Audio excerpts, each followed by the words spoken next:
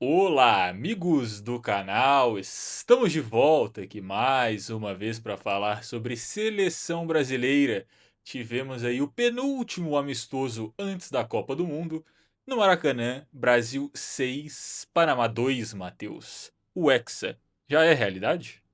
É isso, fala Bruno, fala galera. O último contato do time com a torcida no Brasil, né? O próximo amistoso já não vai ser mais em solo brasileiro. Então, encerramos a preparação para a Copa no nosso país. E eu diria que talvez a ilusão do Hexa tenha saído mais do banco do que quem estava em campo no time ideal do Ancelotti. Acho que o segundo tempo, principalmente, quando o time já foi todo mexido, meio que confirmou algumas tendências que a gente estava vendo já na seleção e também no âmbito dos clubes. Falo aqui no caso do Danilo, que mais uma vez fez um gol, e acho que existe uma possibilidade dele pintar como titular dessa seleção. E o outro caso é o do Ryan, que já vinha muito bem no Bournemouth, ele pintou como um meteoro, assim, subiu e acabou roubando uma vaga para a Copa do Mundo que talvez não fosse prevista por se a gente for olhar o ciclo da seleção, mas já marca seu primeiro gol com a camisa do Brasil e é um jogador que vem tendo muito destaque. Então, sobre essa questão do Hexa, eu já estava iludido antes mesmo desse jogo. Estava conversando com alguns amigos ontem numa festa de casamento e hoje à noite, logo depois do jogo. E eu trilhei o caminho do Hexa. Posso trazer aqui no canal mais pra frente, mas o caminho pra ser essa estrela está trilhado. Você garante, então. O Brasil Eu já é garanto. Hexa. Já. Falta só confirmar. Se forem olhar aqui na minha garagem, vão encontrar um DeLorean. Não sei porquê, mas vão encontrar. Exato, você falou aí da escalação titular, só passando aqui para quem não assistiu o jogo, o Brasil começou com Alisson no gol, Wesley na lateral direita, Alexandro na lateral esquerda, Léo Pereira e Bremer na dupla de zaga, lembrando que os dois zagueiros teoricamente titulares, Gabriel Magalhães e Marquinhos, ainda não estão com a seleção, porque eles jogaram a final da Champions League nesse sábado, viajaram logo depois, para o próximo amistoso, provavelmente eles entram como titulares. No meio de campo, Bruno Guimarães, Casemiro, Matheus Cunha e Luiz Henrique. E no ataque, Vinícius Júnior e Rafinha. O Brasil jogou praticamente num 4-4-2, com Luiz Henrique aberto na direita, o Matheus Cunha como meia esquerda, e aí o Vini Júnior como atacante pela esquerda e o Rafinha como atacante pela direita. E assim, eu acho que o Luiz Henrique fez uma partida abaixo, né? Talvez se alguém desse ataque tiver que perder a posição nesse momento, talvez seja ele, porque apesar de ele ter feito bons jogos, eu acho que a maioria das melhores atuações dele com a camisa da seleção brasileira foi com ele entrando no segundo tempo. A gente teve sim jogos bons dele como titular, mas eu acho que no geral, oportunidades como essa que ele teve como titular, ele acabou deixando um pouco a desejar. E outro cara que eu acho que foi um pouco abaixo foi o próprio Rafinha. Que o Rafinha ficou mais fixo como esse atacante, né? O Vini conseguiu movimentar bastante, ainda caindo para os lados, voltando para buscar a bola. E eu acho o Rafinha um pouco perdido ali, meio como um atacante de referência, não é muito a dele. Então eu também achei que a partida dele foi muito abaixo. E sobre esse esquema tático, né, que eu acho que é sempre muito debatido, tem muitas pessoas que acreditam que o Brasil deveria jogar com um atacante de referência e três homens de meio de campo, né? Jogar mais próximo a um 4-3-3. E assim, eu acho que o 4-3-3 é um esquema que é teoricamente mais fácil dos jogadores se encontrarem, né? Porque é o que eles estão acostumados a jogar nos clubes, eu acho que é mais padrão. Esse 4-4-2 sem nenhum atacante de ofício, eu acho que exige um entrosamento ali que ainda não existe nessa formação. Pode ser que venha a ser desenvolvido aí nas próximas semanas, pode ser que não.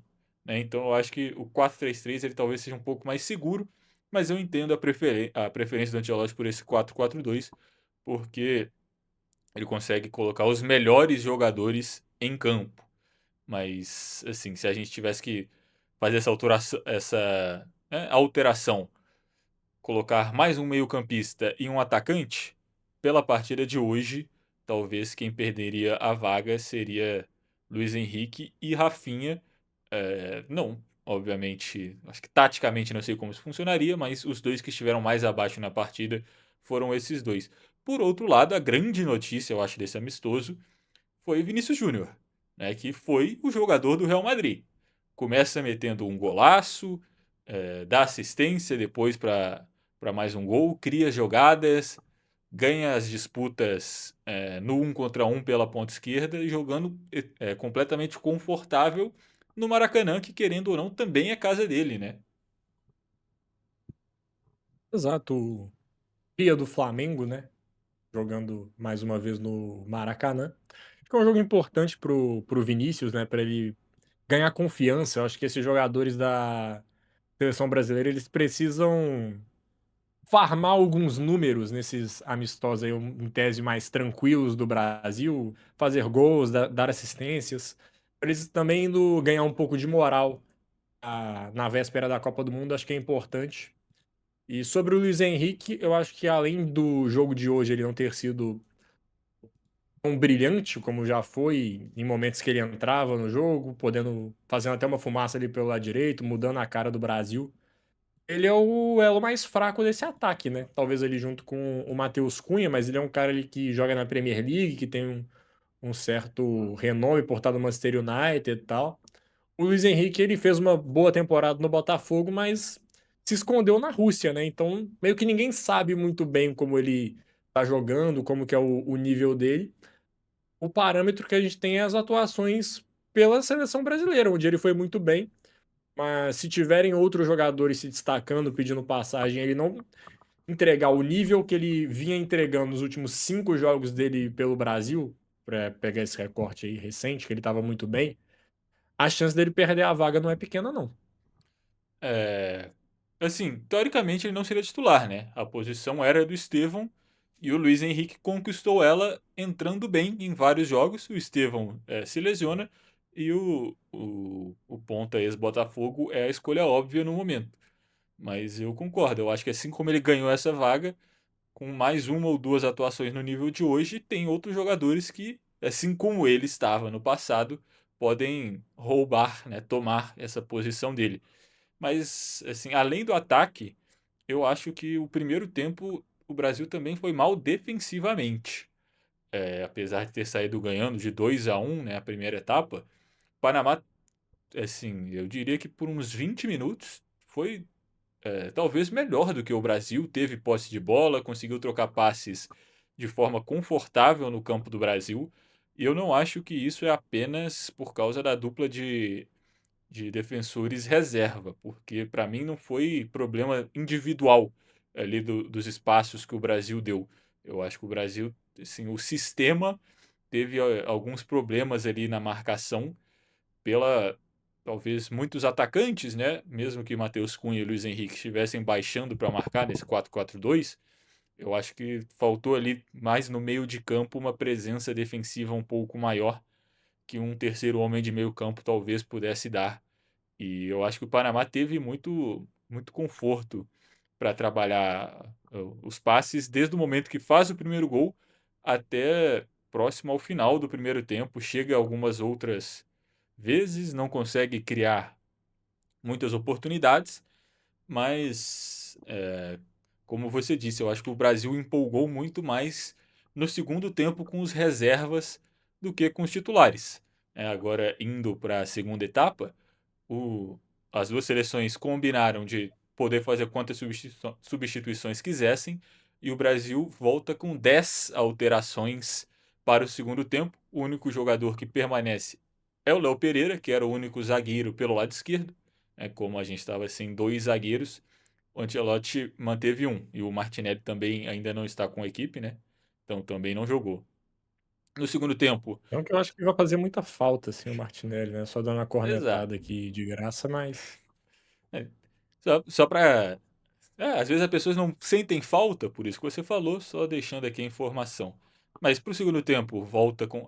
E falando rápido, né? O gol do Panamá é num chute de falta que a bola desvia na barreira, pega o Alisson completamente no contrapé, vai no cantinho, para mim, sem culpa nenhuma do goleiro brasileiro, assim como o segundo gol do Panamá, que a gente vai comentar mais para frente.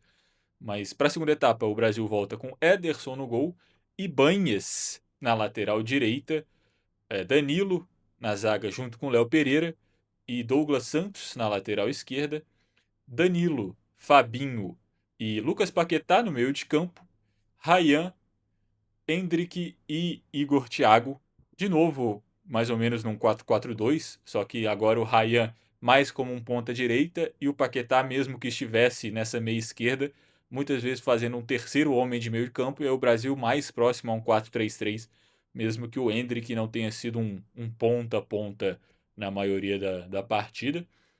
E aí assim, o Brasil desanda a fazer gol. Eu acho que encaixou melhor essa formação e essa escalação contra o Panamá, que também fez várias mudanças ao longo do segundo tempo, né? No intervalo eles não fizeram tantas quanto o Brasil, mas eles vão mudando ao longo da segunda etapa. E aí a gente tem vários destaques para fazer aqui. Mas uma excelente partida do Danilo, que é um que, assim, se o Brasil precisar de um terceiro homem, né, se o Ancelotti quiser mudar para um 4-3-3, eu acho que hoje ele é o principal nome para entrar nessa vaga, que é um cara que consegue ajudar na marcação, mas também é ofensivo o suficiente. Eu acho que ele está à frente do Paquetá para essa posição, por exemplo. O Ryan faz um excelente jogo pela ponta direita. Eu acho que o Endrick entra bem também, mas o Thiago, para mim, fez uma partida melhor do que o Endrick. Seja na pressão ao adversário, o gol do Ryan, inclusive, o terceiro gol do Brasil, sai porque o Igor Thiago vai pressionar o goleiro do Panamá, que ele erra um passe e sobra para o Ryan, que faz um belo gol, mesmo que sem goleiro, também não tinha muito ângulo, acerta um chute bonito. Depois ele ainda faz um gol num pênalti que ele sofre. Ele recebe uma bola girando, dá uma caneta no defensor, sai cara a cara com o goleiro, corta o goleiro, sofre o pênalti e depois faz o gol dele no próprio pênalti.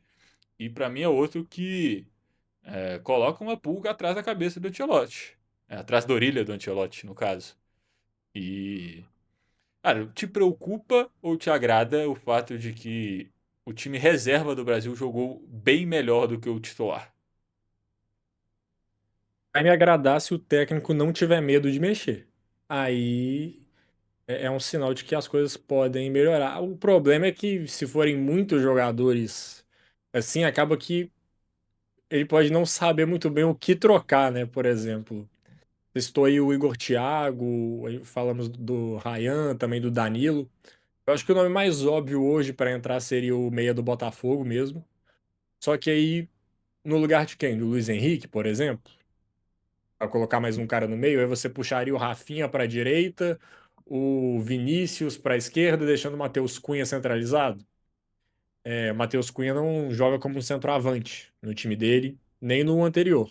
Seria um problema. Rafinha não joga na direita há muito tempo. Também seria um outro problema. E Vinícius e Rafinha não vão sair do time, então não tem nem por que a gente especular uma troca entre esses dois. Mas eu acho que tem possibilidades boas assim do Brasil jogar diferente na Copa do Mundo ainda. Não vejo o time que estreou hoje, óbvio, tirando os dois zagueiros, esses a gente sabe que vão mudar. Mas dos outros, de ser esse time que vai jogar contra o Marrocos. Eu acho que tem chance do Danilo pegar essa vaga. E o Ryan e o Igor Thiago, acho que também o próprio Endrick, sendo ainda como opções de segundo tempo, nesse primeiro momento. Mas se o time titular continuar ali rateando, pegando tranco, parece que vai, não vai, e eles entrarem bem, o técnico não tem que ter nenhum pudor em trocar. Tipo assim, Luiz Henrique, você jogou bem, beleza e tal, mas senta aqui. Matheus Cunha, bom jogador, gosto de você, mas agora não é seu momento. Eu quero ganhar a Copa do Mundo, eu não quero ser amigo de todo mundo aqui, não. Eu acho que o Ancelotti tem que pensar assim, em priorizar quem tá bem na Copa do Mundo, e não, o cara fez um ciclo muito bom, que nem é o caso, né? O ciclo do Brasil foi ruim. Mas, o cara tá aqui, respeitar a hierarquia tal, e chegar lá na Copa do Mundo, vir gente pedindo passagem. e você acaba sendo eliminado porque o jogador que estava no momento quente jogou poucos minutos. A gente sofreu isso em 2018, por exemplo. É, com certeza. Sobre as alterações que você falou, eu acho que num eventual 4-3-3, ou Vinícius ou Rafinha seriam esse jogador mais centralizado, Matheus Cunha pela direita ou pela esquerda, né? E aí o Vinícius pela esquerda, o Rafinha talvez também. O problema é que os três jogam pela esquerda no clube, né? Essa é a grande questão. O Matheus Cunha no Manchester United, ele é um ponta meia ali pela esquerda, mais ou menos a função que ele Jogar, fez hoje. É, assim, jogar pelo meio no United é complicado, né? Tem o Bruno Fernandes ali. exato. Então ele acaba caindo com um meia ponta esquerda. O Vinícius Júnior é ponta esquerda e o Rafinha também é ponta esquerda. Então, a questão da direita, né, se não quiser improvisar um desses três, é entre Luiz Henrique e Ryan. Mas como você disse, é difícil que tire o Rafinha ou o Vini do time, porque são os dois principais jogadores nos seus clubes. Mas como você disse, né, teoricamente, na seleção tem que jogar quem está funcionando melhor. Esse, por exemplo, o Vinícius jogou muita bola hoje, o Rafinha não. Então, no mundo ideal, o Rafinha estaria com um assento quente, né, para a Copa. Já tinha ido mal contra a França. Exato, ele até lesiona, né? É que contra a França eu não sei em que momento ele lesiona. Ele sai no intervalo, mas ele dá a impressão que ele está machucado por 45 minutos. Então eu não sei se ele foi mal ou se ele realmente sentiu alguma coisa no começo. Mas talvez ele é quem está com o assento mais quente desses nomes, e aí a gente veja Matheus Cunha na esquerda e o Vini centralizado. Mas de qualquer forma, eu também não me preocupo por enquanto com a questão do time reserva ter jogado melhor com o titular, porque felizmente todos os reservas também são brasileiros e estão na Copa do Mundo, né? Então, se eles estão bem, é bom pra gente, é bom pra seleção, é bom que você tenha um jogador em boa fase, se você precisar, ou então que ele eleve o nível do cara que ele quer tomar a posição, que vai ver alguém, vai olhar pra trás, vai ver o cara passando ele, vai falar: "Não, eu tenho que melhorar também", e isso gera uma competitividade e melhora o time. Então, para mim, nesse momento, é bom que o time reserva também esteja bem. Mas você já faria alterações para esse próximo amistoso contra o Egito? Ou você daria uma última chance para essa formação do 4-4-2 sem atacante centralizado? Porque eu acho que tem méritos nos dois lados, né? Você tenta aumentar o entrosamento na escalação que o Ancelotti vê como ideal. Na outra, ele assume que aquilo não vai dar certo, talvez com pouco tempo de trabalho, talvez não, mas ele assume que não vai dar certo e dá uma partida a mais de teste para uma escalação que, querendo ou não, não foi testada ainda antes do Mundial. O que você faria se você fosse Matheus Ancelotti? Eu manteria o time titular, mas eu, ao contrário do que foi no jogo de hoje, eu não trocaria o time inteiro pro segundo tempo. Eu faria peças, assim, alterações táticas, com situações que podem ser um plano B. A gente fala muito da entrada do Danilo. Começa com esse time, mas no intervalo já tira um dos atacantes, coloca mais um cara no meio-campo. 10, 15 minutos, você coloca um centroavante de referência, seja Endrick ou Igor Thiago. Coloca o Ryan na direita, assim, você ir testando essas situações. O Brasil também tem sorte de ter o Haiti no grupo, que pode ser um jogo teste dentro da própria Copa, né? Se não der certo contra Marrocos, se for um jogo complicado ali, que a tática não encaixou, o próximo jogo é contra o Haiti. Então, assim, querendo ou não, é um jogo onde o Brasil tende a ganhar e ganhar bem, né? Pode ser Haiti um que jogo já para fazer ganhou do esse, Brasil, esse tipo de 2-0 situação. em 2001, eu acho. Foi Honduras, não? Foi Honduras? Eu vou pesquisar aqui a informação, pode continuar falando. Mas então, eu faria isso mesmo, porque assim, desde o segundo jogo do Ancelotti, ele tá com essa ideia de jogar com quatro caras na frente e tal. Então, não imagino que ele vá mudar tão perto da Copa do Mundo. A chance de mudar é ou os caras estiverem voando muito, ou, sei lá, o Brasil toma uma taca pro Marrocos na estreia, que aí joga tudo que ele fez por água abaixo, e aí ele tem que tentar arrumar alguma coisa diferente, porque senão o Brasil vai se complicar. Mas para esse amistoso eu manteria essa ideia inicial do jogo de hoje. Só Você trocaria os zagueiros. Sim, com certeza. Você está correto, foi Honduras. Eu passei a informação errada. É outro país com H da América Central. Mas, de E qualquer também forma, vergonhoso. exato. Não deixa de ser pior. Talvez seja pior Honduras do que Haiti, mas aí a disputa é lá embaixo. Mas eu concordo com você, eu acho que eu daria essa última chance e mudaria no segundo tempo. Mesmo se quiser testar já uma outra formação nesse jogo contra o Egito, eu não mudaria os 11 de uma vez de qualquer forma, porque eu acho que talvez até hoje. Hoje eu entendo um pouco mais, a despedida da seleção brasileira, o último jogo do Brasil antes da Copa do Mundo, devia estar todos os jogadores com a família lá, a torcida lotando o Maracanã. Eu entendo querer dar uma rodagem para o grupo, a todo mundo chegar lá feliz, confiante na Copa. Próximo jogo eu acho que já tem que considerar como se fosse fase de grupo. Aí, o primeiro jogo do Mundial é esse, tem que entrar 100% focado e vai fazer aqui o que a gente planeja fazer daqui a 1, 2 semanas contra Marrocos. Então, independente da formação que ele escolher, eu não quero ver ele trocando 11 jogadores para começar o segundo tempo, por exemplo. Eu acho que talvez até eu gostaria de ter visto o Alisson jogar 90 minutos hoje, porque ele está voltando de lesão. E ele é o nosso titular, eu acho que essa minutagem pode ser importante para ele. Mas, como eu disse, eu entendo essa, né, mudar os 11 na partida de hoje em específico. Mas contra o Egito, eu quero ver ele colocando o time titular desde o começo para jogar a Vera 100%, justamente para encontrar problemas, porque eu acho que hoje o Brasil encontrou problemas contra o Panamá. E assim, eu acho que as pessoas em geral vão olhar para o Panamá e vão pensar que é um time semi-amador, quando na verdade o Panamá faz até um ciclo legal, sabe? Eu acho que é acima das expectativas que a gente geralmente tem para a seleção panamenha, mas está longe Pois é. de ser alguém que vai brigar por qualquer coisa nesse Mundial. Eu acho que conseguir uma vitória no grupo para o Panamá já é histórico. Então não é baba, não é um time amador, mas também não é para assustar ninguém. E o 6-2 passa a ideia de um jogo tranquilo, mas enquanto os titulares estiveram em campo, o jogo foi apertado. Foi 2-1 e Panamá teve algumas boas oportunidades. Então, assim, eu acho que deu para ver alguns problemas. O Brasil vai ter alguns dias de treino. O Ancelotti vai mudar, vai tentar passar algumas outras instruções para o time. E aí a gente vai ter contra o Egito para ver se vai dar certo. Se não der certo, aí já faz uma ou duas alterações no segundo tempo, vê no que dá e vai com o melhor que tiver contra o Marrocos. Sobre essa situação também do Brasil, do jogo, do susto que teve contra o Panamá, acho que também, assim, você tá ganhando o jogo, aí você toma um gol que é meio que sorte, assim, do Panamá, porque a bola desvia na barreira e mata o goleiro.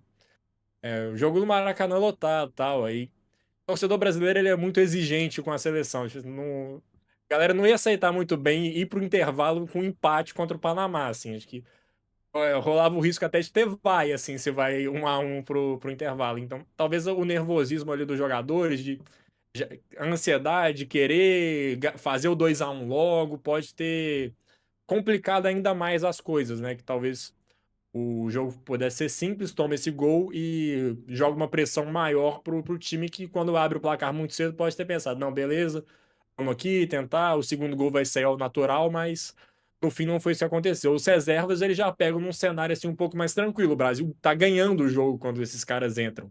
Dá mais tranquilidade para arriscar uma jogada, para tentar um lance diferente. Então, e os caras estão tentando cavar o nome deles, né? Tipo, eu tenho que me destacar de algum jeito se eu quiser roubar uma vaga na Copa do Mundo. Eu acho que isso também foi um fator que influenciou no jogo de hoje. Não sei se você concorda. Não, com certeza. Eu acho que tudo que você falou aí entra nessa conta tranquilamente. Mas por outro lado, eu acho que a questão mental também é algo que a gente precisa treinar para a Copa do Mundo, né? Porque no Mundial pode acontecer do Brasil tomar um gol com bola desviada. A gente foi eliminado assim na Copa passada, inclusive. Brasil e Croácia, o Brasil está ganhando. A Croácia acerta um chute que pega no defensor brasileiro e a bola foge do Alisson. E ali o Brasil, assim, o time acabou. Chegou na disputa de pênalti e todo mundo olhava para a cara do jogador da seleção brasileira e sabia que o time já tinha perdido ali. Então, ver isso acontecer de novo num amistoso contra o Panamá, eu acho que não é muito animador. Mas também, né, se você quiser olhar com um ponto de vista positivo, de novo, é algo que os jogadores podem olhar e falar: ó, isso daqui não pode acontecer mais. Aconteceu hoje, na próxima vez vai ser diferente. Então eu acho que realmente eles ficaram nervosos. O clima no Maracanã ficou hostil, vamos dizer assim, depois desse gol. Tava uma festa no começo do jogo, assim que o Brasil leva o gol. Estádio silêncio, você começa a ouvir até mesmo vaias, como você comentou. Então isso com certeza atrapalhou psicologicamente os jogadores, mas eu acho que é algo que eles têm que estar preparados, porque pode acontecer numa Copa do Mundo e lá muitas vezes a gente não vai ter as chances que a gente teve hoje. E até também acho que a gente pode levar em consideração a questão que, principalmente os jogadores titulares, eu acho que eles não querem correr nenhum risco de se machucar também, né? Porque assim, qualquer coisa nesse amistoso, o cara vai ser cortado. O cara vai estar fora da Copa. Inclusive, a gente não comentou, né? Mas o Neymar, obviamente, não jogou porque ele ainda está lesionado. Então, assim, os jogadores reservas, teoricamente, têm menos a perder. Porque eles são reservas. Então, às vezes, se ele sente uma coisa, tá tudo bem. Ou então ele não ia ser titular mesmo, ou ele quer arriscar, ele acha que vale a pena ganhar a vaga. O cara que já é titular da seleção, se ele acha que não tem chance de perder essa vaga, ele pode, né, equilibrar riscos e benefícios e falar: ah, talvez eu não precise dar meu 100% aqui contra o Panamá e correr risco de machucar. Não estou falando que eu acho que isso é a mentalidade ideal para se ter no amistoso. Tanto é que o Brasil melhorou muito no segundo tempo e vai ter muita gente pedindo mudanças no time titular para a Copa do Mundo. Mas eu acho que isso também deve ser levado em consideração. E o fator final de temporada ainda para praticamente o time inteiro do Brasil, né? O Rafinha teve lesão nessa reta final, estava voltando mais nos últimos jogos, que foi um cara que você destacou que não fez uma grande partida. Acho que isso pode estar pesando, assim, tipo, ele não querer forçar tanto para. Porque teve lesão recente, né? No próprio jogo contra a França, que não faz tanto tempo, ele ficou quase 2 meses fora lá no Barcelona, perdeu os jogos importantes. E o reserva só tem a ganhar, como você bem destacou. Se ele entra e faz um grande jogo, ele coloca a dúvida. Como o jogo foi no Brasil, com a torcida gera aquele clamor popular, assim, né? De, pô, o cara foi bem e tal, tá jogando muito. Especialmente se forem jogadores que têm identificação com alguma torcida grande aqui do Brasil, como o caso de Endrick, o caso de Ryan. O Igor Thiago, a torcida do Cruzeiro gosta muito dele, mas ele acabou saindo muito jovem também, então acho que tem menos um pouco que esses dois. Então acho que tem muito por isso também, né? Os jogadores em final de temporada somando a isso que você falou. É, no final das contas, saldo positivo, eu acho, do amistoso. Vimos muitas coisas boas, principalmente no segundo tempo. Vimos coisas a melhorar no primeiro. Mas a grande notícia para mim da primeira etapa é o Vinícius Júnior jogando muita bola, com confiança na seleção brasileira, como se ele estivesse E no a Real Madrid. torcida xingando a Virgínia por E a causa disso. torcida xingando a Virgínia logo depois do gol. Assim, então, eu acho que vencedores e perdedores do jogo da Copa do Mundo, a gente teve muito mais vencedores do que perdedores. Copa do Mundo não, né? Do amistoso da seleção brasileira. A gente teve muitos mais vencedores na noite desse domingo, mas que não quer dizer que não tenham coisas que a gente tem que ficar de olho. Por sorte, né? Ainda é um amistoso, não é a competição em si. Então, considerações finais, Matheus? Bom jogo do Brasil, bons reservas ali que mostraram um bom trabalho. Temos coisas a melhorar, sim, mas aparentemente estamos no caminho certo. Exato. E é isso, né? Praticamente aí 30 minutos de vídeo. Ficamos por aqui, certo? Ficamos por aqui, a gente pede para você deixar o seu like no vídeo se você gostou, se inscrever no canal aqui para ajudar a gente a continuar crescendo. Estamos com 360 inscritos, ajude a gente a superar essa marca, atingir números maiores. Para você comentar aqui embaixo o que você achou do jogo, quem se destacou positivamente, quem se destacou negativamente, quem você acha que dos reservas que pode virar titular, quem você acha dos titulares que pode acabar indo para o banco. É, Como que você acha que vão chegar os jogadores que vêm da final da Champions? A gente comentou pouco sobre isso, mas é um fator também nesse grupo, que vão ter 3 jogadores ainda para chegar, a zaga titular, inclusive. Compartilhe esse vídeo para todo mundo já ir entrando no clima de Copa. Vi matérias circulando agora mais recentemente de ruas sendo pintadas, da galera já entrando mais nesse clima. Então ajuda aí compartilhando esse vídeo para todo mundo ver como está o Brasil no último amistoso em casa antes da Copa do Mundo. É isso, abraços e até o próximo vídeo. Falou!